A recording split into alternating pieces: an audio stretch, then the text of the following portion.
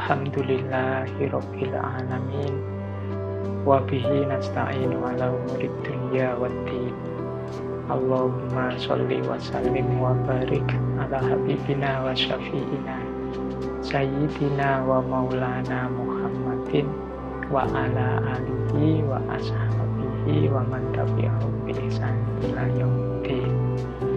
Teman-teman jamaah Masjid Jenderal Sudirman yang berbahagia, yang sedang menjalankan ibadah puasa, semoga semuanya saja diberi kekuatan dan istiqomah untuk menjalankan ibadah puasa ini semaksimal mungkin, sekuat daya, semampu kita. Semoga seperti yang disarankan oleh para ulama, bulan puasa ini ibarat madrasah.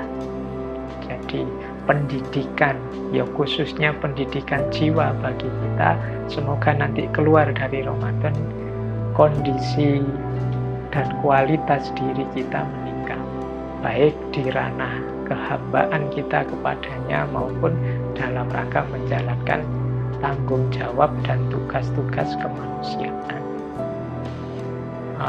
Pada kesempatan kali ini saya ingin membahas sedikit, mungkin nambah wawasan sedikit untuk kita semua. Tadi kan saya minta untuk berpuasa sepenuh hati, sepenuh daya. Kalau dalam konsepnya Islam, satu amal, satu perbuatan itu disebut paripurna kalau unsur-unsurnya terpenuhi. Tidak hanya dilihat dari jenis amalnya, tapi juga merentang dari sejak wawasan, niat, sampai nanti efek dan hasilnya. Jadi mari kita belajar sebentar tentang keutuhan amal ini. Jadi amal baik kita itu akan dianggap paripurna kalau mengikuti proses-proses yang utuh. Kalau menurut saya diawali dari pengetahuan, kemudian kalau sudah tahu dilanjutkan dengan niat. Niat tentu isinya ketulusan. Kalau sudah niat, kita jalani dengan kesungguhan hati, dengan mantap.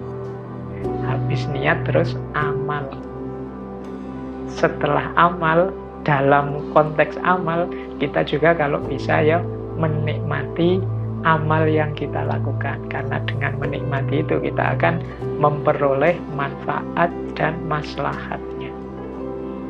Setelah itu baru tahap selanjutnya kita masuk ke ranah hikmah. Hikmah ini yang dikejar-kejar oleh orang-orang yang belajar filsafat, belajar tentang ilmu-ilmu agama. Ini banyak yang mengejar hikmahnya amal, biar nanti semakin mantap, semakin nikmat. Dan pada akhirnya, ujungnya adalah tawakal. Semuanya kita pasrahkan kembali pada Allah. Jadi ini kalau dirinci satu-satu, amal itu sempurna pertama-tama kalau kita belajar dulu. Kalau bahasanya agama, kita ngerti dulu kaifiyatnya, caranya. Untuk puasa kita baik, bagus, utuh, ya kita harus belajar cara-cara puasa.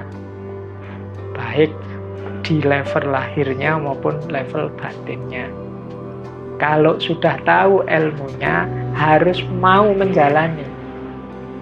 Makanya dalam agama itu kemauan untuk menjalani ini disebut syaja'ah, keberanian, harus berani. Banyak di antara kita itu ilmunya tinggi, wawasannya luas, tapi mengapa kok hidupnya tidak berkualitas? Tidak selevel dengan ketinggian ilmunya, karena dalam dirinya tidak ada daya syaja'ah, berani untuk menjalankan. Maka termasuk puasa ini kan kita tiap hari digempur oleh berbagai ceramah, oleh berbagai tausiah, berbagai wawasan baru tentang puasa. Ya kalau bisa ayo kita jalankan, ayo kita wujudkan. Jadi setelah kaifiat, belajar caranya, kita terus niat.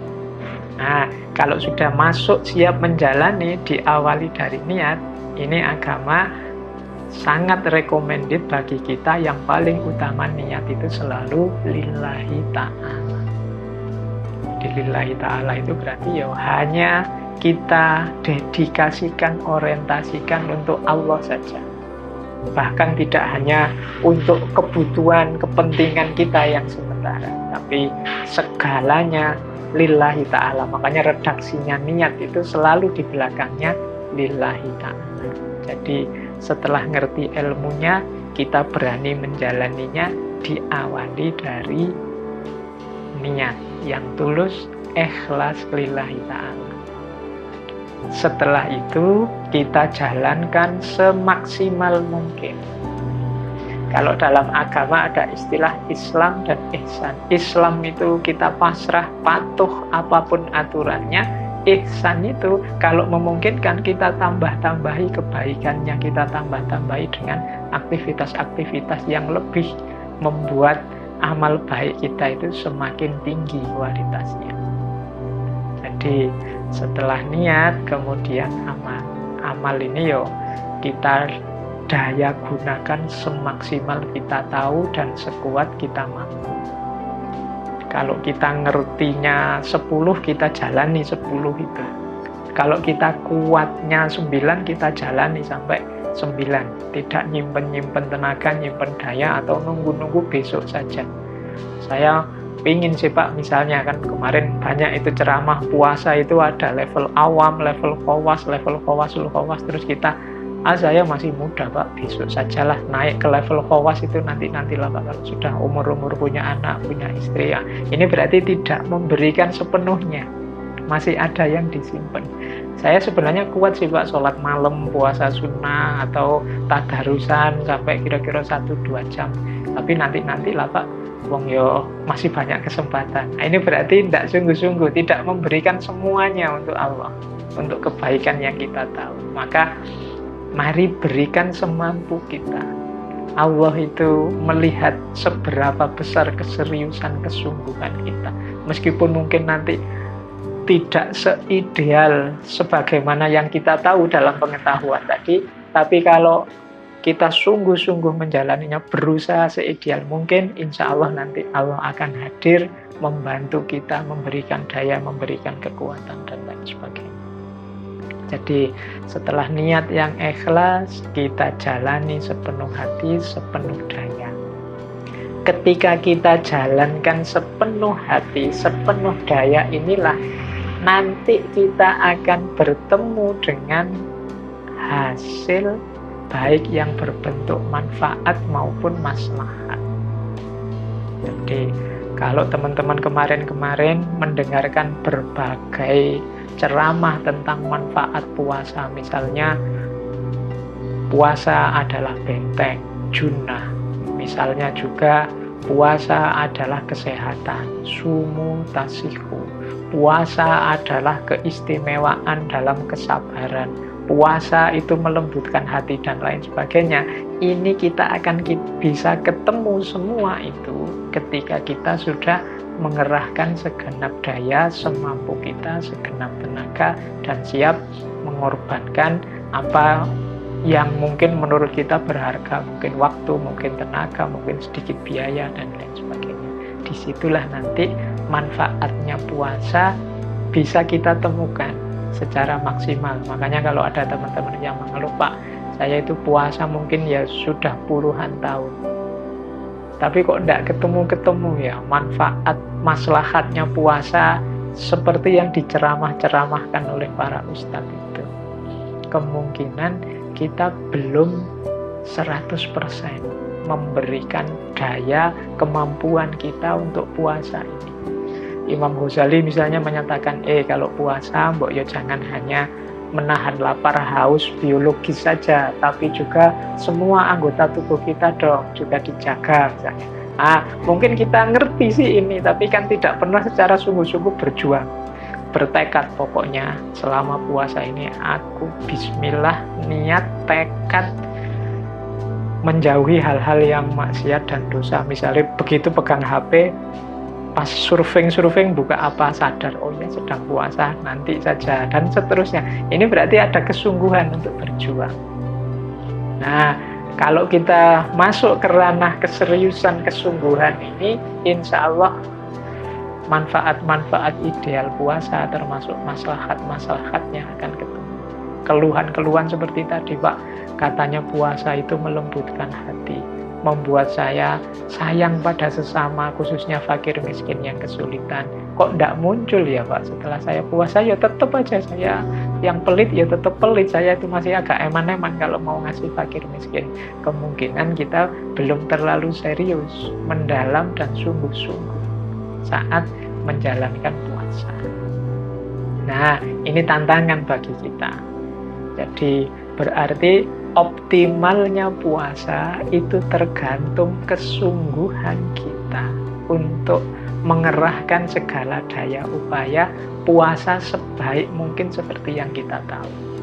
Ya mungkin kita tidak nyampe level khawasul khawas atau level-level selanjutnya, tapi insya Allah setelah kita memberikan segala daya semampu kita, Allah akan hadir dengan segala pertolongannya.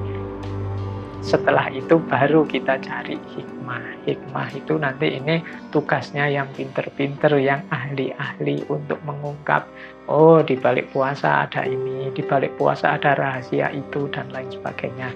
Ini bisa dicari di kajian-kajian, di kitab-kitabnya para ulama. Ini yang level hikmah, dan puncaknya pastinya tawakal. Apapun hasilnya, apapun yang kita dapat, kita peroleh, semuanya kita persembahkan kepada Allah. Kalau ada kurangnya kita minta ampun, kalau kita sudah memberikan maksimal kita bersyukur. Inilah hakikatnya puasa di akhir, yaitu tawakal. Kita pasrahkan semuanya kepada Allah. Insya Allah kalau tadi kita urut dari sejak pengetahuan sampai tawakal, disitulah nanti puasa membuahkan peningkatan kualitas diri yang kalau pakai bahasa Al-Quran kita menjelma jadi seorang yang bertakwa. Baik teman-teman, saya kira itu saja sedikit belajar bareng-bareng kita di bulan puasa ini. Kurang lebihnya mohon maaf. Wallahul muwaffiq, wallahu a'lam bishawab.